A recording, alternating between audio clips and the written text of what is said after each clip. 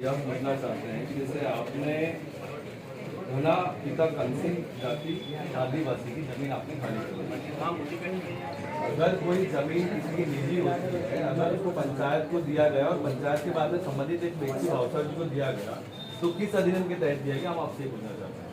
तो आबादी की जमीन है। नहीं, आबादी सर अगर आबादी की है तो पंचायत को कहाँ से मिलेगी? पंचायत को हुआ सुनो हुआ बानू तिरानू में, उसके बाद वो जो जमीन बची सर अगर बानू तिरानू में अगर आबादी हुई होगी तो इनको कुछ तो दिया होगा, मुआवजा तो दिया होगा इनको।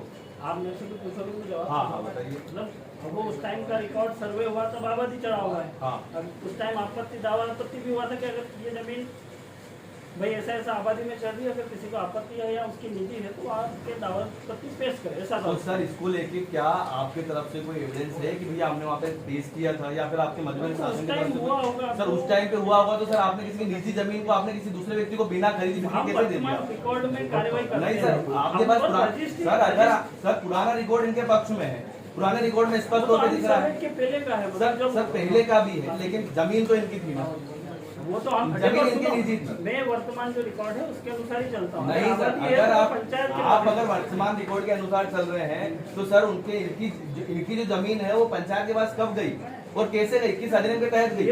किसी आदिवासी व्यक्ति की जमीन को गैर आदिवासी को कैसे दे दिया गया, ये भी तो स्पष्ट करें आप। तो हमने थोड़ी नहीं सर, अगर आप आदेश जारी कर रहे हैं, अगर आप इनकी आपने बल्लियां भी खाली कराई, इनकी जो संपत्ति थी वो कहाँ है? जो वहाँ पे नहीं, वहाँ पे बल्लियां भी जला दी गई, जला दी लीजिए। मतलब आदिवासियों को क्या यहाँ पे रहने का अधिकार नहीं है क्या? आदिवासियों की जमीन सीधे सीधे दे दी जाएगी? देखो आबादी की जमीन है, इसमें हमारा कोई हस्तक्षेप नहीं सर, अगर आबादी मेरा मानना है अगर आबादी की जमीन है तो किस अधिनियम के तहत आबादी को दी गई, आप हमें ये स्पष्ट करें। दूसरा, आदिवासी की जमीन को नहीं सर, आपने सर जमीन खाली कराने के वहाँ पे भिजवा दिया, पुलिस विभाग को आपने भेज दिया। ये भी गए थे तहसीलदार।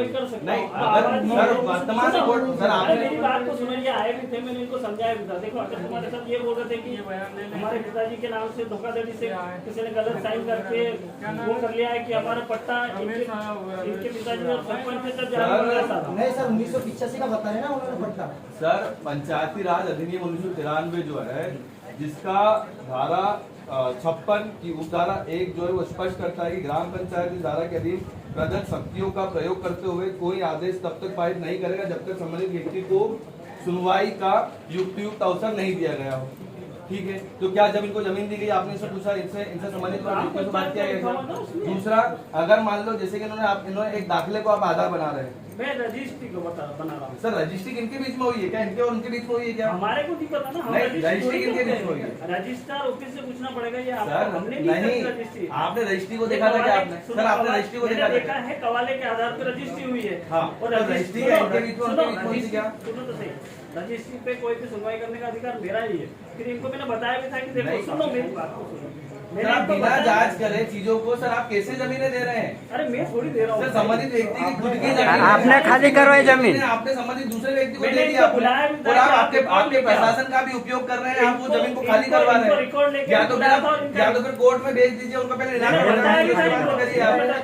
मैंने मतलब आप क्या मतलब इस क्षेत्र के आदिवासियों को जीने का हक ही नहीं है कि अपनी संपत्ति का अधिकार भी नहीं है उनके पास?